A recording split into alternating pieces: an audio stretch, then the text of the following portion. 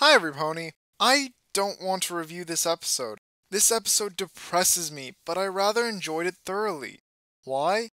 It was very meh. I got bored at times because the episode seemed to be dragging its feet, and all the characters were simply shrugging everything off. Speaking of shrugging off, I love seeing how Diamond Tiara and Silver Spoon are uber cruel this episode.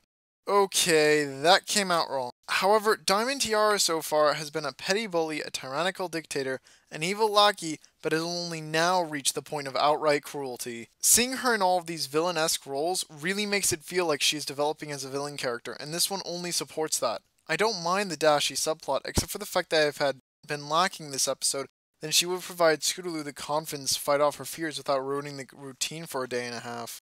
This is a nice lesson for Dashi, though, that sometimes you need to be professional, and her coaching style because of it was near perfect, albeit by accident. On top of this was some amazing CMC action, including Scootaloo and Applebloom almost splitting up the CMC while Sweetie Belle stood on the side. The interaction between the three really did fit their characters this episode. So despite the boredom, this episode had a great song, amazing levels of feels, and great character interactions that should leave me loving this episode, right? Wrong. This episode introduces the plot halfway through, and on top of that are the three worst things they could have done in my opinion. 1. They used a formula to make an episode. They put Rainbow Dash and Scootaloo together, made Scootaloo feel insecure about herself, and then had massive amount of feels at the end. They could have made any situation they wanted following that formula. By working these things together, the show has tested 2 new writers and made so the episode would be loved by the Bronydom, guaranteed. And why?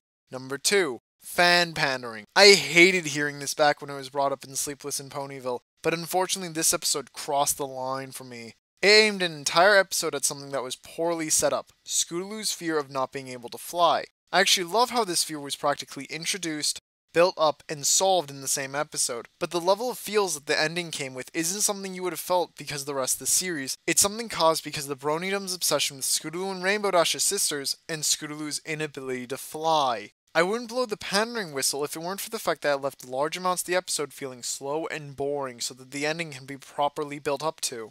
Finally, number 3. Well, this one should be fairly easy to guess. They've done this episode before. Better! Sleepless in Ponyville targeted something we obsessed on and was extremely prevalent throughout the series. The feels in the end were built up to without sacrificing the rest of the episode, and the prom was present throughout the entirety of the episode. So yes, I like this episode, but I hate how it is written, and that in the end, Scootaloo doesn't make any progress towards maturity and further character development. Don't get me wrong, the writer did very well at handling the disability moral, but at the end, the Cutie Mark Crusaders are still content looking outward for their talents, and Scootaloo's fears for the episode were practically born and resolved the same episode. Now she's just more comfortable progressing through life the way she has been. I really wouldn't mind if all 3 got cutie marks that represent themselves as jack of all trades or total abstractions. That way they never lose the freedom to live life the way they do now if it weren't for the fact they obsess over their cutie marks, which would mean them doing anything they wanted to. Too bad we just get to keep waiting though. I really did love how they handled Scootaloo this episode though. And overall, I liked it because I enjoyed so many of the characters, I loved both of the morals, and for me, the feels would have existed just the same regardless of my time in the Bronydom. The writing flaws, though. Now maybe you understand why I'm depressed by all of this. Fanboying? Sure, why not? Miss Harshwini's face. That is all. I really enjoyed the routine, but because of it, my wing and horn envy sparked back up because Applebloom's part sucks. Once again, that song. Oh my Luna, I love it. Well, this is Linespace saying, never before has my opinion been so conflicted between being a viewer of MLP and a bronalysis.